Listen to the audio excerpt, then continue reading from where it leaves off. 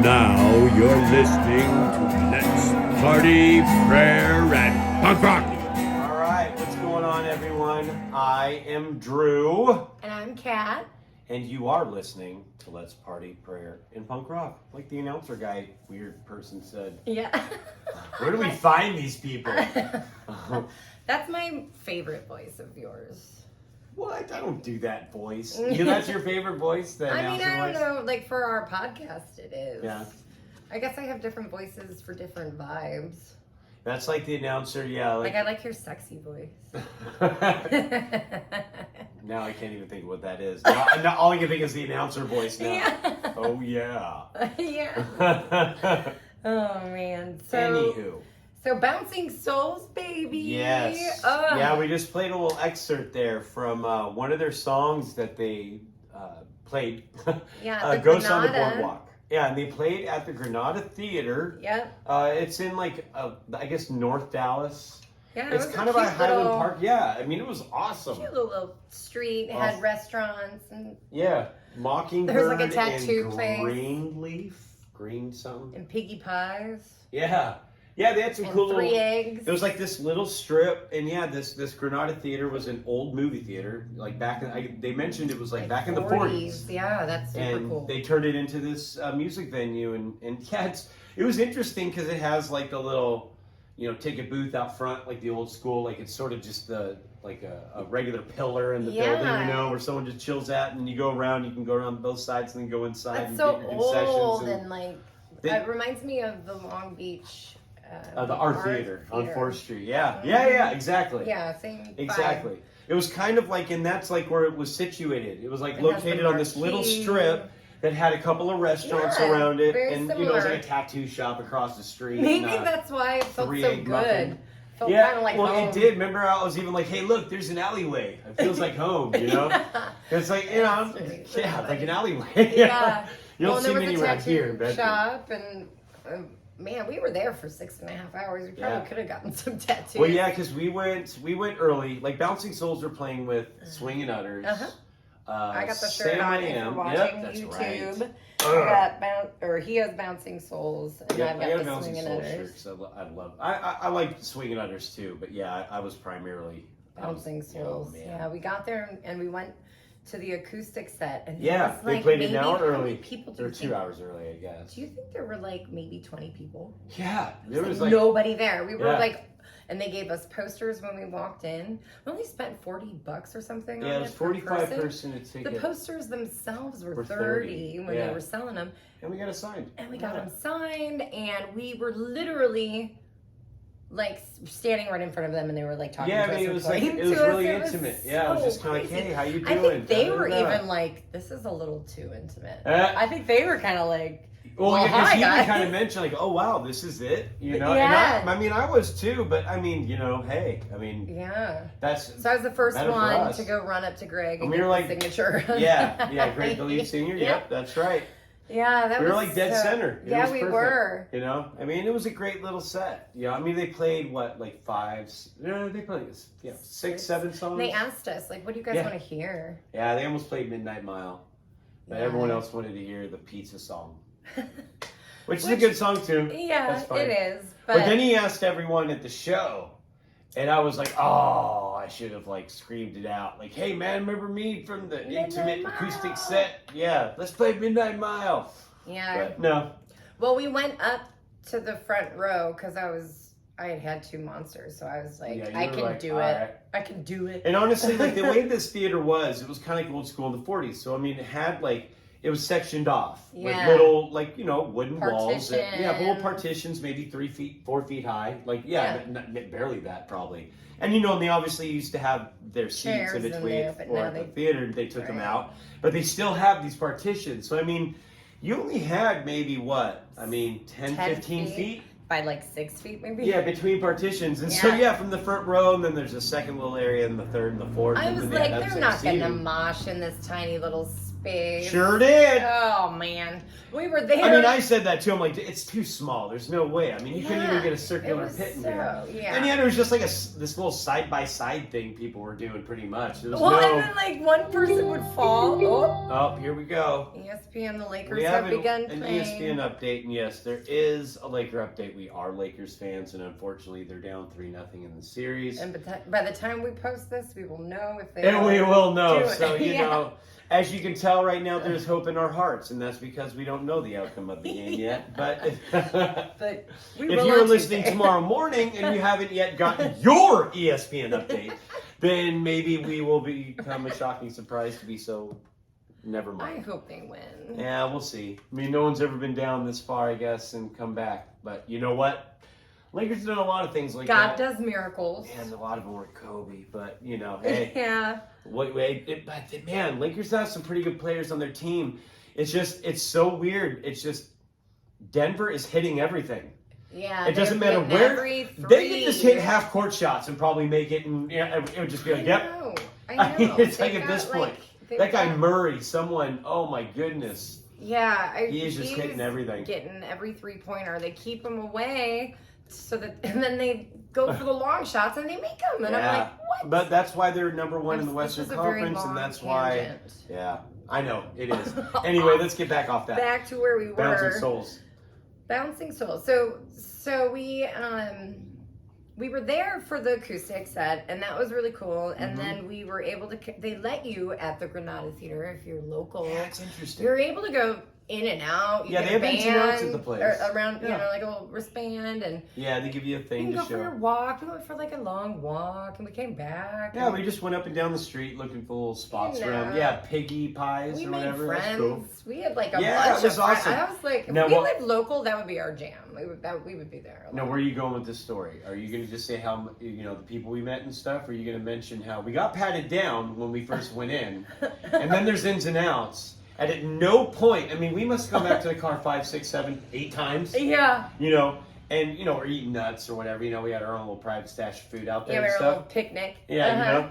And every time we went back in, we were never patted down again. No. We were never checked. Anything. So it's like, dude, so you only do it the one time, and then there's ins and outs. I mean, we could have just gone back to the car. We could have brought in any guns, anything. Yeah, it was just kind of interesting. Like, wow, it was very lax. Which did not make me feel safe necessarily, but also I enjoyed the freedom. I mean, everyone there was pretty good natured. Yeah, they were. But some people got really drunk.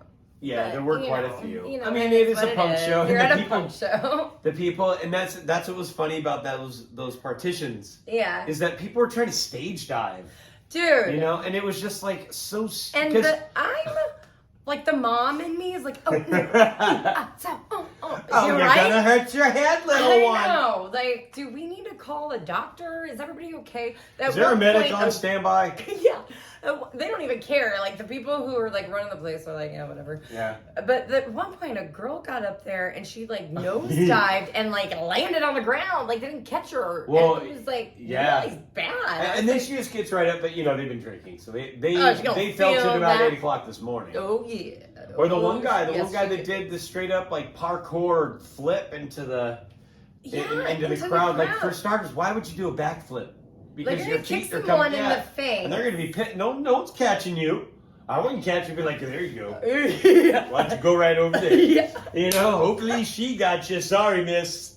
You were there behind me. Yeah. You know? I know. I kept like, I don't like, okay. I wouldn't do that. That would be me. Yeah. Usually there's a big guy so you can handle. I kept close to you and kept like moving around your body. Like if somebody started like going kind of hard on one side, I'd like go around your body on this side. And then if somebody started like getting crazy, I would like go behind you this way.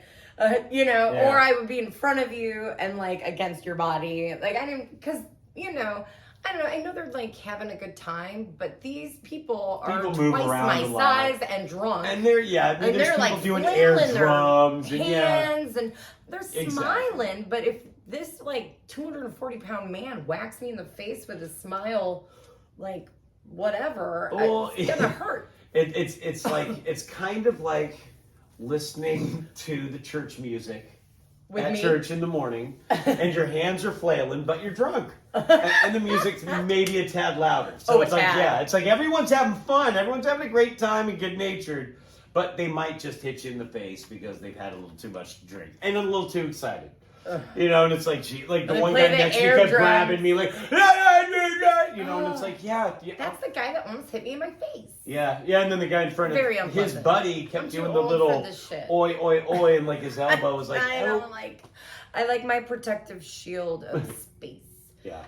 That's why I was surprised that you wanted to go down to the very Well, that was the rock stars or monsters, whatever we had that. But at the same time, I was like, they're not going to pit in here. There's like no space. There's absolutely no space. And we had made friends, and I was like, hey, girl. Yeah. I forgot her name. She was all in pink, and I was like, yeah, it was cool. I wanted to like hang out with my friends, and then everybody started pushing each other, and I was like, nope. Because like you said, I mean, we got there. You know, the doors had opened for the acoustic set at 4:45. And it was about from 5 to me. It was almost about an hour. Yeah. And then doors opened at 6. The show started at 7. Then there was 4 bands total. And so I mean, we were there for quite a long time. I mean, 6 hours. My feet hurt, but I didn't. It was like a school day. Such a we were there for a school day. Date. Yeah. Because it was like a day date and a night date. Yeah. That was pretty cool. And you had an interesting story about someone that you met there. Yeah, so I met this woman. I mean, I met a guy from St. Anna. Yours is way better. Yeah, we're outside talking to people, waiting for the next we're all show just hanging to come around. out. Yeah, and there's not a lot of seats, and this lady is sitting kind of on the end, and she goes, "Would you like to sit down? I have a feeling you want to sit down." And I was like, "Girl, you are so awesome. Thank you." And I sat down and we started talking. And, you know, I tell her, like, I'm a health coach, and she's like, oh, I'm a massage therapist. And I was like, ooh, that's cool. And she's like, yeah, I do cranial sacral. And I'm like, ooh, tell me more. That's so awesome. And what is cranial sacral? Is a therapy to help you relax your fight and flight. And it helps, like, your parasympathetic system calm down and relax, and they know pressure points to make this flow properly. You get stuck in there, so it's really amazing work, and it's massage. Kind of like trauma therapy. Yeah. Yes, works great for PTSD. It's great for anyone. I put Jack to sleep holding. Is that like used for like soldiers and things like that? Do they use techniques like that? You know what? That's a good question. I don't know. Huh. But I do know that, like, within connecting the crown and the sacral in Reiki to cranial sacral, the same thing, puts Jack to sleep within like 45 seconds when I'm praying with him. Like, he goes out real good if I can get it in. My wrist is broken right now, or can't twist good. But anyway, so tangent, sorry. She does that therapy, and I was like, well, I do Reiki. And she was like, oh my gosh, you're in Dallas. It's amazing, because not like real popular here yet. Right. And so I was like, you know what? Let me give you a card. And she was like, I'm going to give you a card. She was like, I wasn't going to bring a card. I'm here like for a date. I'm not going to bring a card. I wasn't going to bring a card, but I was like, yeah, I'll just bring one. And she's like, and I'm so glad I did. And I was like, me too. And so I only had our podcast card, and I handed it to her, and she goes, oh my gosh. I was at the Trevor Hall concert a couple weeks ago. Which we talked about on the last podcast, went to. Right? Yeah, that we went to. And I saw this card on the table outside. Because we left some cards there, right? Right? Yeah. And she's like, I was going to grab it. I was reading. I was interested in my friend, pulled me away for one of the great songs that came out or whatever.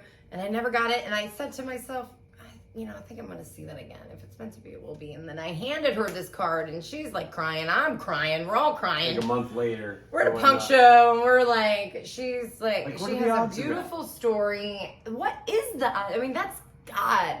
Ooh, that's like the cream of the crop goodness of Jesus right there.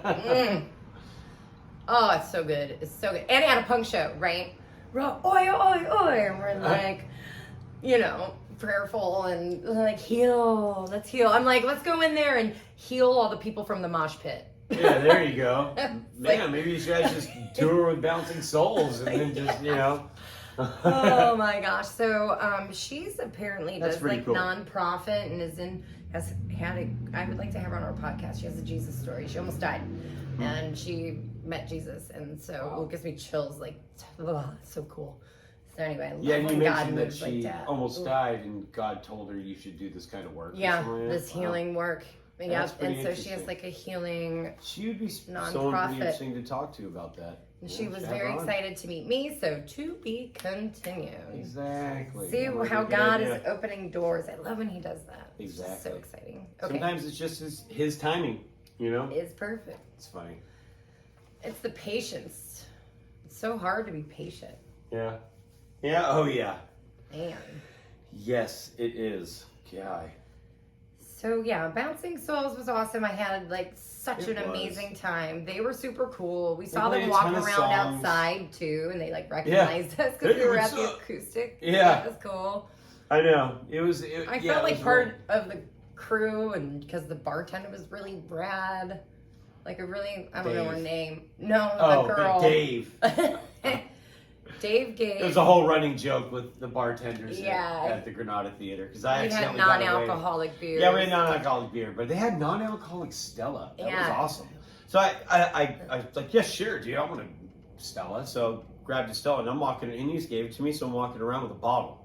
You're not supposed to have yeah, bottles. it's So like this 15 girl bottles. was like going And everywhere it's a trying punk to find show, him. of course, you're not supposed to have bottles. Yeah. And so, yeah, apparently I was like the, Granada's most wanted, or whatever. And then we had gone to the top of the theater to like yeah, we were just scope it looking out. around because we were So just we chilling. were definitely hard to find. And then, yeah, she's like, there you are, whatever, and then, so it was just kind of a little joke that we had with her. And then later on we found out that Dave went home early. I know, we're like, oh no, I Oh, hope he didn't get in dude. trouble. Yeah. Well, it helped you sleep better. It was just, He we got had to knock one someone of out the the cut. bar. Yeah, Yeah. he was up to be cut or something. Yeah. Yeah. Like, oh, So the Okay. overall experience, show, It was- people, parking was easy. Everything. It was like Yeah. a 10 to 10. yeah. Really good. Yeah, and they had the restaurant next to it, Snuffers. Snuffers. I've never been there. Yeah. It said the original Snuffers. But I wonder if that's like one of those, kind of like in New York, like, the best cup of coffee.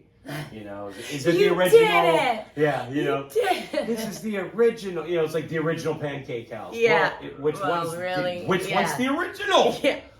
Man, Where is that? I wonder. I don't know. Do they have one here? I don't know, but this is Anyway. not on the list. No, that's not on the list, people. Focus on. Anyway. My production notes say. They don't say Pancake House. Pancake House. No, it was a great show.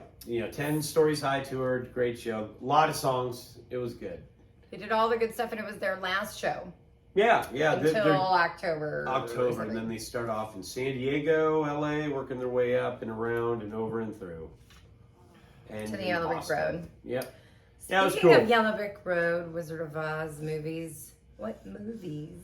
Was that a good segue? No, not really. Yeah, it was a reach. Is it? You let us know. I thought it worked though. We saw, and speaking of basketball, Yeah. we saw Air. Yes. For the Oh, movie. that movie was It awesome. was the only like new movie we saw was Air. Yeah. Yeah, and we just We've been streamed busy that with actually on, was kids. it Prime? Yeah. It was free on Prime. If you have Prime. Free It's is the free. best. I feel like it makes the Streaming. movie so much better. As well as Dungeons and Dragons and Ant-Man 3. I feel like we need to. I feel like I could watch Dungeons and Dragons again. That was alright. That wasn't, it was a fun movie. Yeah. That could be. For sure. But Air, it Air was was definitely like a nostalgic vibe. You Yeah. know, I'm an '80s baby. I was born in '81, so like. and So I was I. Was not. That Yeah. was 76. But I was born in Illinois, so Michael Jordan was huge. Oh where yeah, I 'cause was you were a from. Bulls fan. I'm a Bulls For sure. fan, and he. I was born in '81. What was the movie like? '83. He became I think it was set in 84. 84. 84, so 85. he was like. That's all I knew about I think basketball 85 was because him. they're talking about Born in the USA, and that was 85. So it had to be. I just like everything that's like retro. Well, and he did a good vibes, job. too. He did, so the movie's called Air, and it was About Michael co-written. Jordan. Yeah, it's about Michael Jordan. It's about the development of how they came up with the Air Jordan shoe. Right. So like Ben Affleck directed this movie that he co-wrote as well, I believe, right? Or, I don't know if he co-wrote it, but he did him. direct it. Yeah. But it's just chock full of 80s nostalgia. Set in the 80s, yeah, like in 85. And It's pretty Yeah. much the rise of Nike, and you know, Yeah. they were just a running shoe company, and you know, Matt Damon's character comes in, and pretty much wants to changes the game with what ends up happening with the Air Jordan. And yeah, I mean, it's set in '85. It was tons of just songs. I mean, it was song after song after song after song. You after song. downloaded that soundtrack. I downloaded a playlist that is like 9 hours long. Because there's the playlist if you go on Apple Music. Yeah. And it's like the original motion picture soundtrack. Yeah. It's got like 13 songs. Like something you would get at the warehouse. Sure. I'm totally dating myself. At the warehouse. Or, Tower Records or Sam Goody. But like, whenever you get a CD, it would have the original motion. And then this person made the playlist of all the songs. It's like 9 hours long. It's like ridiculous. And it's got everything. It's good. Yeah. But it is, the whole movie is done really well. I mean, they throw reference after reference. They had the speaking spells, and they had, I know. I mean, they were throwing, and then the references. If you know anything about basketball and some of the players that have played, it a lot more inside jokes too, talking about John Stockton and Patrick Ewing and Charles Barkley and these people are nobody wants them. Charles Barkley, I know them. Bitch in the locker room, or whatever, and it's like funny to hear about them when they're college, coming out of college and stuff, and whether or not they're going to know their future. Yeah, who do we want to market our shoe to? To John Stockton? Do we want to do it to this guy? Do we want to do it to it was just kind of interesting to see that. Like, wow, dude. Yeah. Ben Affleck did have I like the relationship between. Sorry to interrupt you, baby. No, it's all good. I like the relationship with his mom, Michael Jordan, and like the mom kind of really helping him out, and she made him a good deal, man. She got him a percentage of the shoe, and that had never happened before, and it just showed like a lot of smart strength. Yeah, she was a smart businesswoman, she was like not messing around, and she changed the game. Well, and it was I thought it was interesting too. You never even saw Michael Jordan. You saw just him the back clips. of a head. Yeah, you saw clips of him himself. He never talked. But but you never saw this character. That they had somebody playing him. Mm-hmm. But it was like, no, he's in the other room. Or he would sit down and he had his head down and you hear it. And the shot was from the back or the side where it just cut out the face or something. I liked that. It was kind of interesting because it wasn't about Michael Jordan. Well, and it was really about the shoe, shows and it was you that he didn't say much. His mom handled. Yeah, I mean, and if it is, because they're all based on true stories. Yeah. So I mean, if that does follow truthfully, where he just let his mom do the talking and he just kind of listened or whatever, he never really had much to say. Yeah. I don't know if that's really was the case, but and he loves his mama. It's just they show at the end like the real Michael Jordan. Yeah, they show some of the clips. Talks about her and stuff, and like the pictures of them. Yeah, And I like the way they ended it too, with kind of the whole montage of what happened. This is where all these people are now. Matt Damon's character was the one that essentially got all these college players to get a portion of their likeness or whatever, because college players are being used in ads and stuff, and they're not getting any money for it or whatever. Right. And Matt Damon's character changed the game, and that was in 2014. He's still doing this stuff. And then how they showed where all these other characters are, and then showed their real pictures, like the guy that they went to actually have the shoe made. Oh yeah. And he's kind of an eccentric character, you know. And they show like where they are now, what has happened to them. And that was kind of sad because I guess he had died a month before they announced they were going to do production on the movie. But he knows. But it was interesting to see, like with the whole Air Jordan, and they show pictures of all the characters, and he's playing golf with Michael Jordan. Like, oh, that's cool. They really all did have like a personal relationship with them, and the little relationships with the different shoe companies.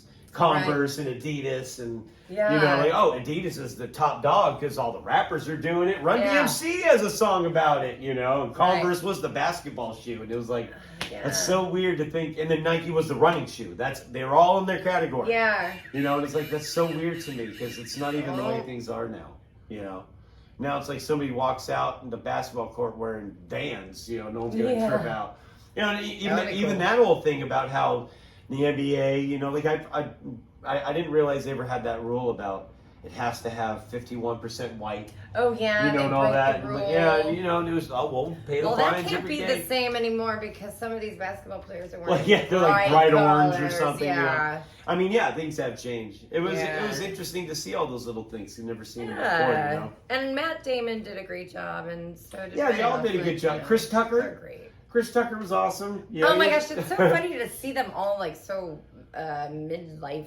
Yeah, I mean, they had to have been wearing fat suits and things like that. It must have. You know, I mean, oof! If he gained that for that, that's hard to get back down when you're at that age. Like, it's not good for your heart either. No, yeah, for sure.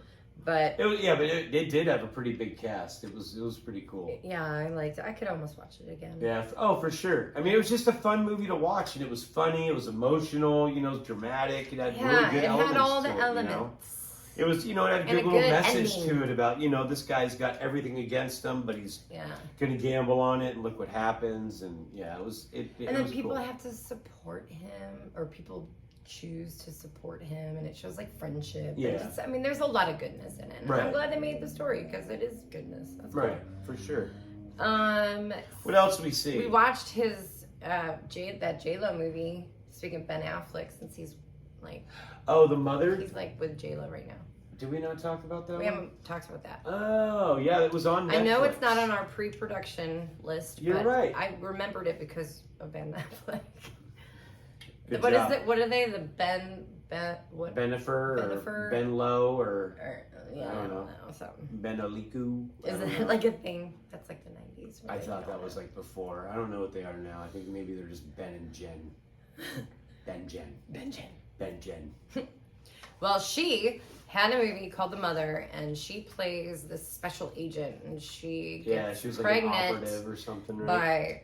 by, well, I don't know if you want to give away the whole story, Yeah. but she has a baby, and she doesn't take, her life is too dangerous, and so she gives up it her to child, her, yeah. to someone else, and then they Watch over come this back child, yeah. to get her when she's 16, and it's like this unfolding of the relationship between one, teaching her daughter how to defend herself, and two, the tenderness of the relationship.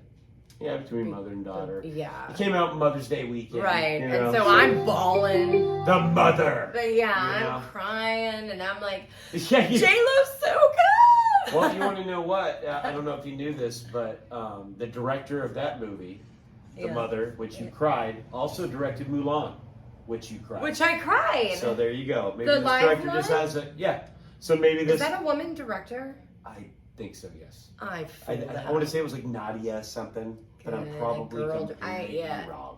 But it was a woman director. Yes. Yes! I want to direct a movie.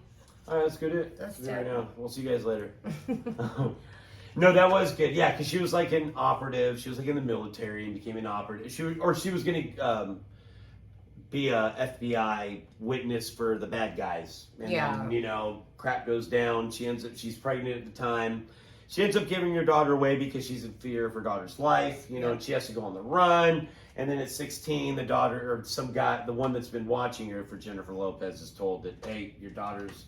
We found her picture at a Colombian drug lord's house or whatever, you know, the main bad guy, and so she has to go get her, and yeah, it was interesting. Like It's so good. it was. I mean, Jennifer Lopez, I She thought killed it. She Yeah, did a good she did job. a really I mean, good job. And she's in her 50s. Whether or not she trained for it or not, it looked like she did. Knew what I mean, she was knew what she was doing. doing, holding the rifles yeah. and you know, cracking off the rounds, you know, pulling the sniper duties, She's stuff a like good that. little actress, honestly. I And mean, she I know did she some of raps and those does all own that stuff. stunts, running up and over cars and stuff. I was like, huh, all right, That was good for good. you. Yeah. You know, I mean, you know, not God bad. gave her lots of talents. I mean, and I mean, it wasn't. I don't know. It's kind of weird to say this, but I mean, it wasn't bad to see her like in an action role. You know, Yeah. like it was. You know, I She mean, did a I good could kind of job. believe her because she's got a face that looks like she might be a badass. Yeah, So. she kind of has like the Fast and Furious girl. Michelle Rodriguez. Yeah, they kind of have that vibe. Yeah. She kind of has that vibe. She has a Michelle Rodriguez vibe in this movie.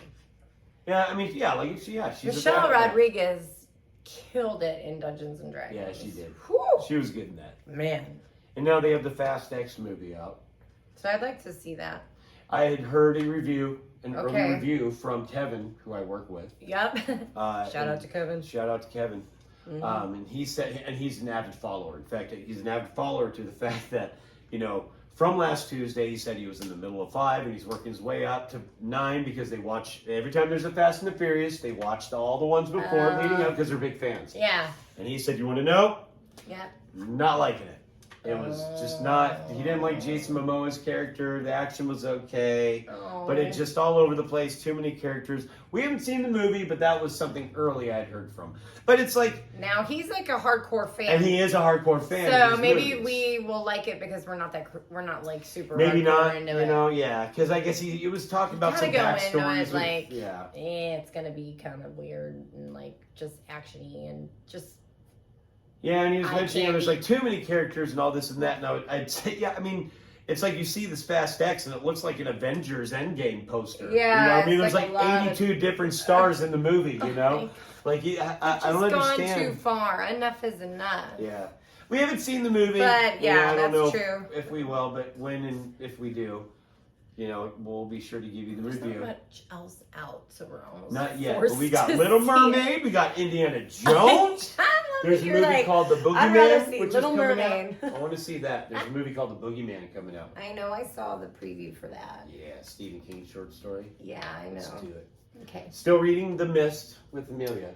Yeah. We are in the middle of that. We are in chapter 10. You're almost done. Yeah, there's 11 chapters. She's really into that. Yeah.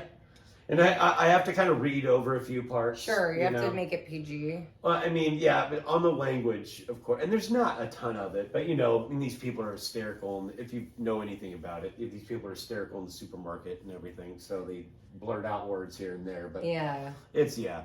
Well, and she can read, so she's like...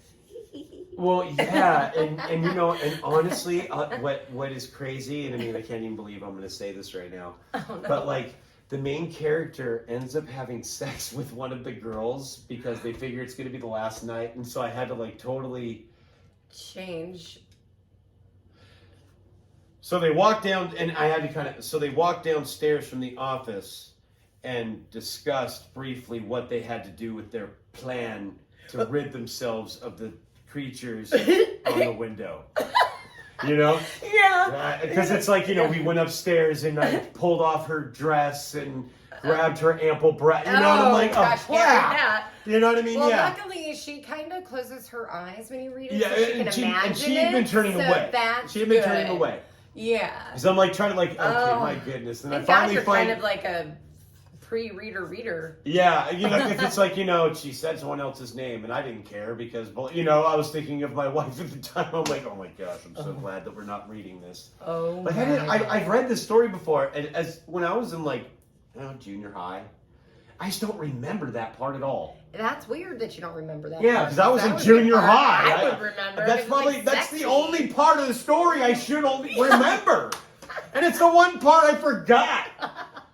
Dude, that's what happens when you're raised by women. Damn females. Such a good but it is funny. No, I'm not saying it. But it is funny. Like that's the one thing I forget. You know what I mean? Well, it could have been the pot. That's true. They smoke a lot of pot. Ooh, you're right. Oh my. Well, that was a total tangent. Anyway. Total tangent.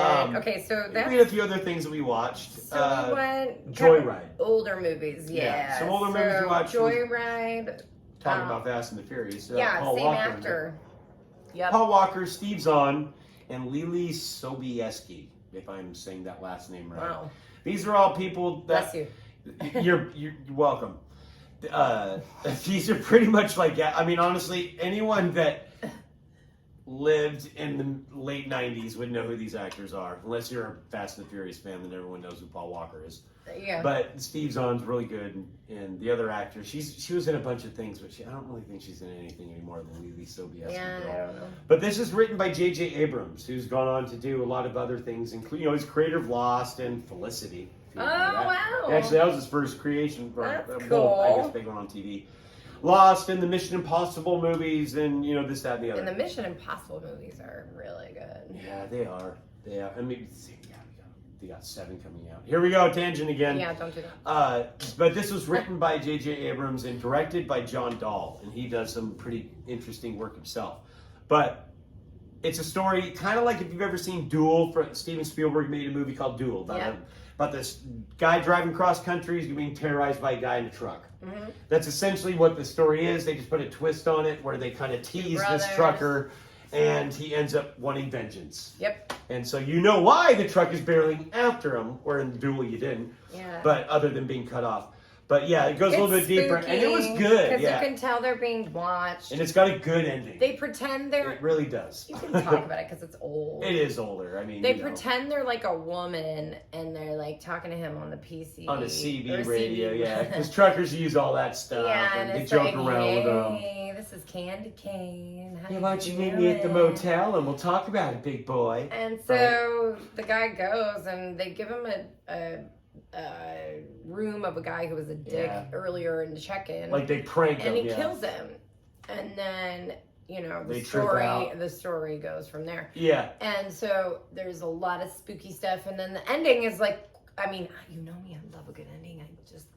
It's good. Yeah, I mean, the it's ending not, was like shocking to me. Yeah, it was good. Did not expect that. There's little things you had to remember. And, I won't give that away because that's fun. Yeah. But so I thought that was good for like an older movie. It is good. Yeah. Yep. It's definitely a good little kind of sad to watch Paul Walker because he died. Yeah, I mean he's it is. I don't know, That's a bummer. I mean, you kind of I get over it, but it is kind of like Yeah, for sure. Man, it is so good much though. Potential. Yeah. And then we went on a little tangent. Didn't really mean to, but we were watching a few M. Night Shyamalan movies. The guy that's done Sixth Sense and some of these other ones, like I think it was Knock at the Cabin. That just came out. Yeah. Unfortunately, sorry, but we watched Unbreakable, which is older. It is also like 2000, older. 2001. Bruce Willis, Samuel Jackson. I'm sure you guys all know the story. I love both of them. And then Split. Right, and that was they're both interesting to me. Let's talk a little bit about Unbreakable. Okay. I mean, if you haven't seen it, right? You want to tell them what it is? Because they kind of tie them together, yeah. Okay, yeah, tell them together. It's like Unbreakable is a story. Avenger movie. Yeah, it's not Avengers, but it's like a superhero. Yeah, like M. Night Shyamalan always seems to like pick a sort of theme or a topic and then do his thing with it. You know what I mean? Like, Lady in the Water was sort of this mermaid sort of story, and then you had some other ones that were just like absolutely ridiculous. Like, Knock at the Cabin, End of the World, his little thing on it. Yeah, that was really bad. Man, UFOs with signs. That was good. Yeah, that was good. I like that one. So Unbreakable was his second movie, and this one he kind of like worked with like a comic book sort of superhero thing where Bruce Willis's character, he finds out that he really does, he's in this horrible train wreck. Everybody dies. He's a lone survivor, and not only is he a lone survivor, but he didn't even have a scratch, headache, anything. And he realizes he's never been sick, all this stuff, and then Samuel Jackson ends up contacting him. And that's a good twist ending too. Yeah, it is. And Samuel Jackson is very breakable. Like he was born and his legs and body broke. He's like glass, right? Right. And as a kid, people would call him Mr. Glass. And, right. I mean, he trips down some stairs and he'll break, and and all he'd ever do. Fell in love with comic books, and he was on a mission. Because he figured, if I'm on the lowest part of the spectrum where I'm so fragile and I can break so easily and get cold, get sick and hurt so easily, there's got to be someone on the opposite side of the sppektrum that is unbreakable, you know. And Bruce Willis might fit that bill since he, was in this train wreck and he can't get a scratch, and he seems to sort of, he starts to think that Samuel Jackson, because Samuel Jackson starts talking to him about this, and maybe has more strength and he might be something more than he thinks he is. Right. And so, little things like where he puts more weight on. He's lifting like 350, 400 pounds without even thinking. Sweating. Without sweating at all. I mean, that's kind of hard to, it's a little far-fetched. You don't ever think, man, I've never been hurt by the time you're 40. Yeah. I don't know. I don't know. I've never been hurt ever. But they kind of explain it in a way, some people just never realize these things ever, and I don't know. have to be quite a dope for that, but yeah. Anyway. But anyway, yeah. But it was good, So it was and a good the story. ending was very good.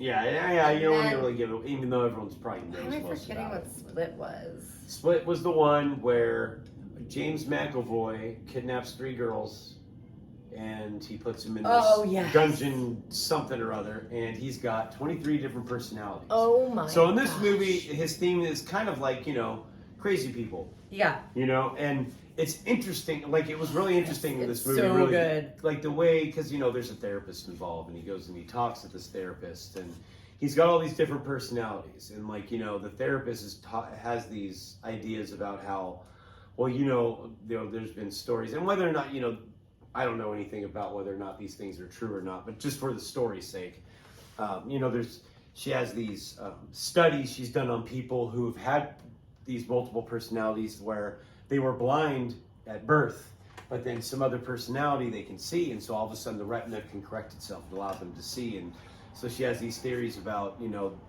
we might be able to use more of our mind, and what if people who are mentally disabled actually are a higher caliber of human or caliber person than we are, because they're able to access so much of their brain, but since we're human beings, we don't know what to do with that much energy, and we sort of get in, we have these issues, multiple personalities or schizophrenia or whatever it might be, Right. So it's an interesting theory about that. Very interesting. So this character kidnaps these girls. He's got 23 personalities, and one of them, he may have a 24th, which may be something different. A monster. Yeah, like might be something or other, because, if the mind can will it, so to speak, is what they kind of go with, And it ties into Unbreakable at the end. Yeah. Where it makes him basically... Because he escapes. He's and, like one of the bad guys. Right, he escapes. But and I have then to say... Bruce Willis is there at the end to,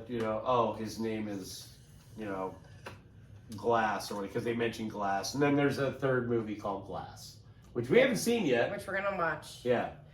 But it was cool. The actor who does the James personalities. McAvoy. Yeah. What's his name? James McAvoy. Holy moly. He the should have young- won an Oscar for that. He's the same guy that plays the young Professor X in the X-Men movies. Have you ever seen any of those when they were younger kids? Yeah. He was the guy in that one.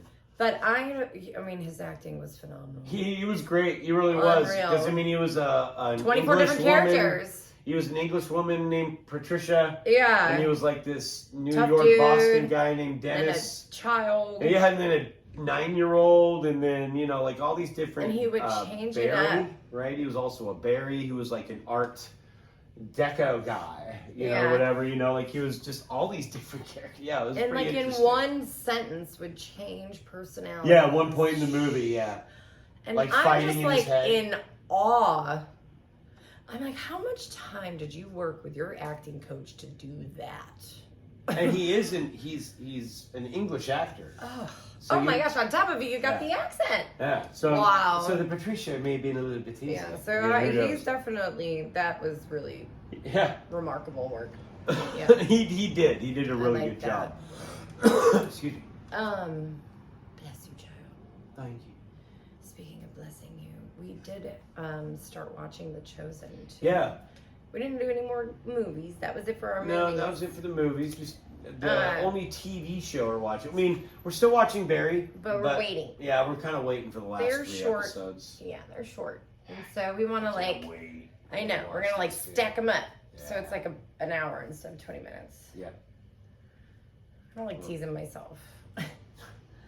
I know, because they know how to end those episodes. Man, too. It's like, they're so good. Yeah. That was good.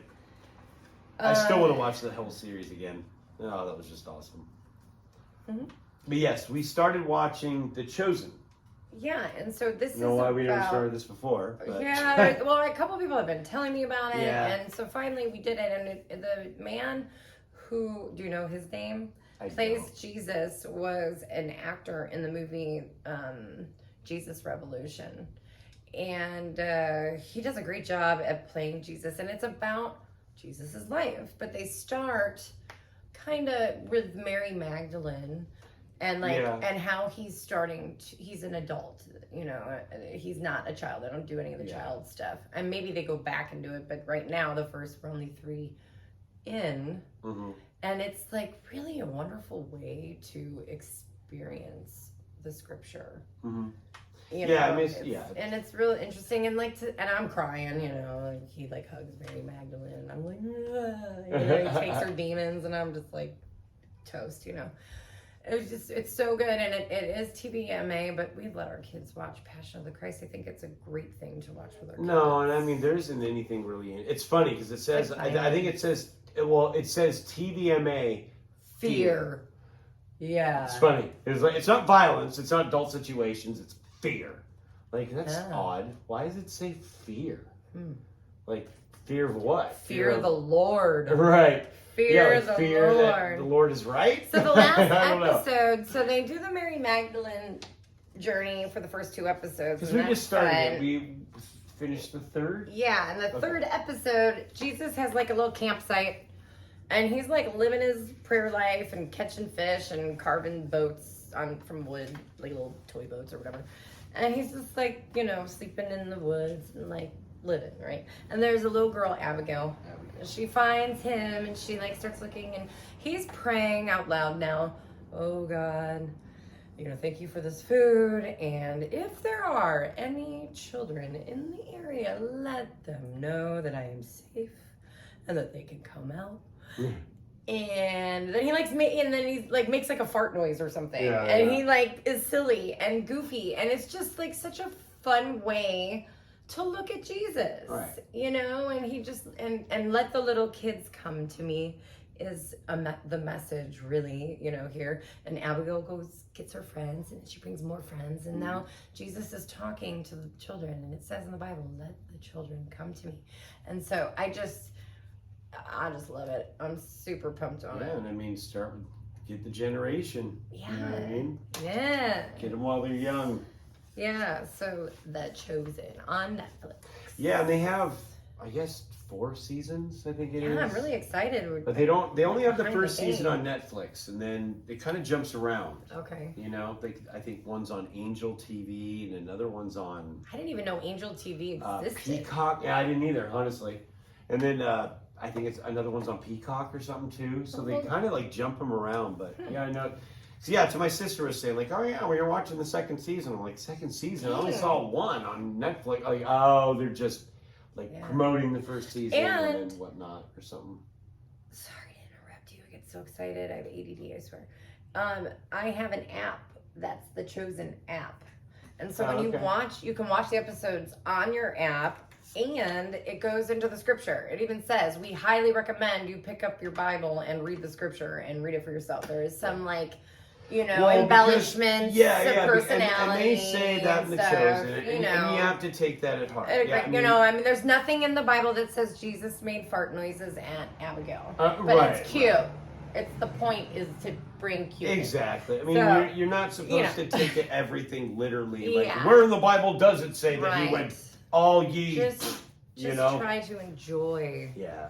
And understand some things were condensed, and some, you know. Yeah.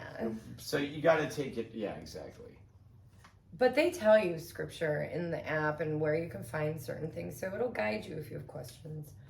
That's good. That's good to know. Yeah. Yeah, they're real legit about it, and I like that. So yeah, we should move on to your findings today. Yeah, I mean, talking about The Chosen, while we move on to reading a verse here, and then we'll probably call it out here. Yeah. But I wanted to just decide to sort of open the Bible.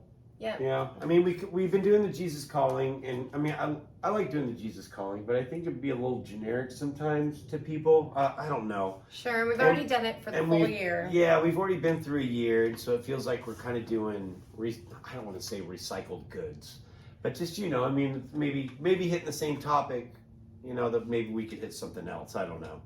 Yeah, I mean, I still think that we should refer back to that and use that as a reference. But sure, I don't necessarily want to read from that, you know, because I think we're just kind of hitting the same notes sometimes, you know, and I like to try and hit different notes. And I do like the idea of giving it to God. Okay, Lord, I'm going to pray over this, and then what do you want me to talk about? Well, and that's what I did. And so instead of going to the Jesus calling, I just decided to open up the Bible. So, and I like using the application Bible because, you know, sometimes it's a good tool because, you know, not only do I have my Bible verses up on top, but then you got some notes down here at the bottom. And so if, you know, you need a little reference or whatever, it's nice to look at, you know? Because, I mean, anyone that can read the Bible and know exactly what it's talking about is lying. I mean, you know, God, obviously, he doesn't want us to know everything. You know, he doesn't explain everything in layman's terms. Well, he says that. Your thoughts are not my thoughts. Right, exactly. So I opened to Luke 11, verse 33 through 36. And it was, you know, you're speaking of Reiki and cranial... Sacral and using light and things like that. And in Luke 11, verse 33, it talks about Jesus teaches about the light within. That's so amazing. I thought that was kind of interesting. I love that he, like, you know, affirmed we had been talking about the light, and then he affirmed it. Also, pre being on camera. Over here, though, because I need some light for it. I'm sorry. There you go. But no, so this is Jesus teaches about the light within. So no one lights a lamp and puts it in a place where it will be hidden or under a bowl. Instead, they put it on its stand so that those who come in may see the light. Your eye is the lamp of your body. Mm-hmm. When your eyes are healthy, your whole body is also full of light. But when they are unhealthy, sorry. Your body is also full of darkness, as we just had. No. Your body's also full of darkness. And see, I like what he says, what he's saying here, because this is Jesus talking, verse 35. See to it then that the light within you is not darkness. I like that. You know, 'cause he's talking about how we may misrepresent what we think is light. It might actually be the wrong thing. You know, what you know, sin. What is your intention? Trying to justify our actions. Darkness. You know, I mean, it can be something small. It can be something really large. But whatever that darkness, we may be confusing for light, and we think it's light, but it's actually darkness. I like that verse. You know, to see it then that the light within you is not darkness. Therefore, if your whole body is full of light and no part of it dark, it will be just as full of light as a lamp shines its light on you. Mm-hmm. And so when you spend time trying to, you know, purify your light and be a good person, God will you know, use you as a light to help others. Yeah. Yeah. You know, and they mention here, like, you know, the lamp is Christ. You know, the eye represents spiritual understanding and insight. And evil desires make the eye less sensitive and maybe blot out Christ's presence. Yeah. You know? It numbs you from God. If you have a hard time seeing God at work in the world and in your life, you know, maybe check your vision. Yeah, I like that. What are you watching? You know, I mean, are there... Can I move the microphone closer to us? Go ahead. I know, I just feel like, although we do speak loudly. But yeah, he is, he's the just light. making sure what, you know, you're representing is the right thing, you know? You know, and what is darkness but anger and sin, bitterness? Sin, but sin creates shame and guilt, which, you know, sits in the body as darkness, and you make poor decisions, right? So that's about, like, connecting with all that with shame and that guilt. light. I mean, you're trying to justify maybe that guilt or shame or whatever it may be, and then you make one bad decision after the other. You know, because I mean, let's face it. I mean, I know I drank because shame or guilt or just trying to forget. Yeah, numb yourself or just numb your feelings. I mean, you know, there are all kinds of reasons why I was drinking. You know, I mean, guys, some of it was just needing pure energy. Ridiculous to think of it in that manner.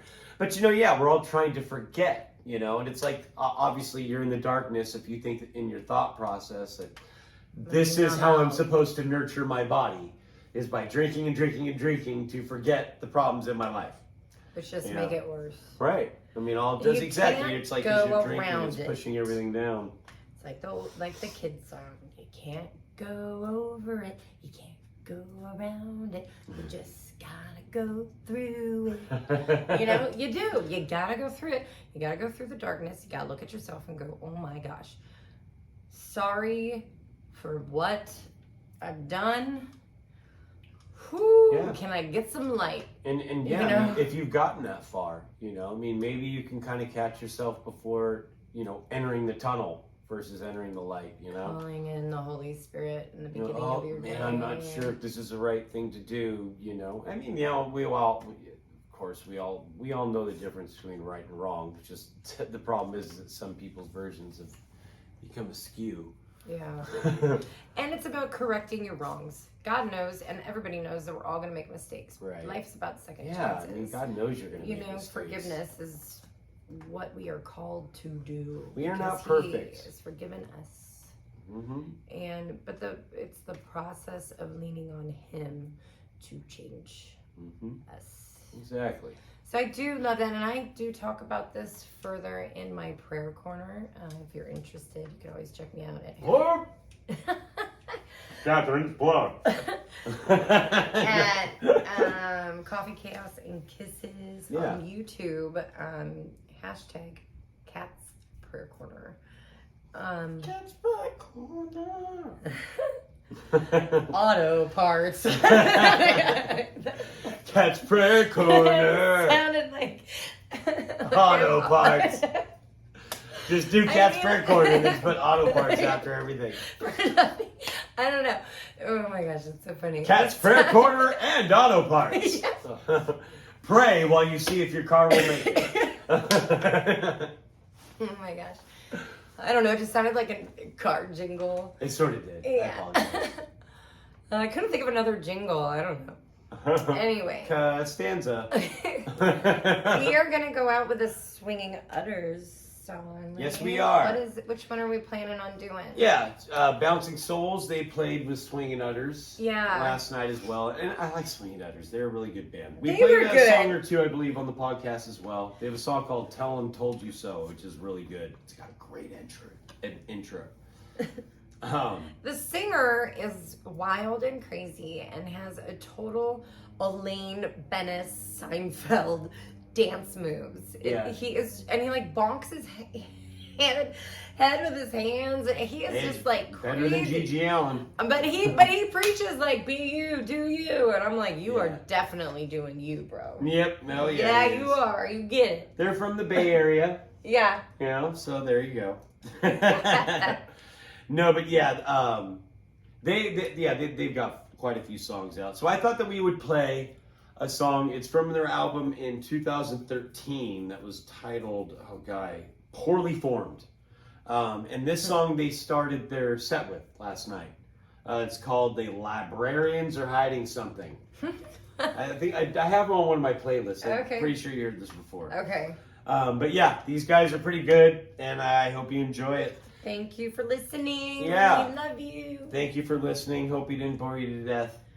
Or tangent you off from listening. Yeah. Thank you for sticking around. Hashtag tangent. Still with us. Yeah, thank you guys. You guys have a great night and a great week, and we will see you soon. All right. Love you guys. Or you'll hear us soon. How's that work? Either way. Either way. All the things. Bye-bye.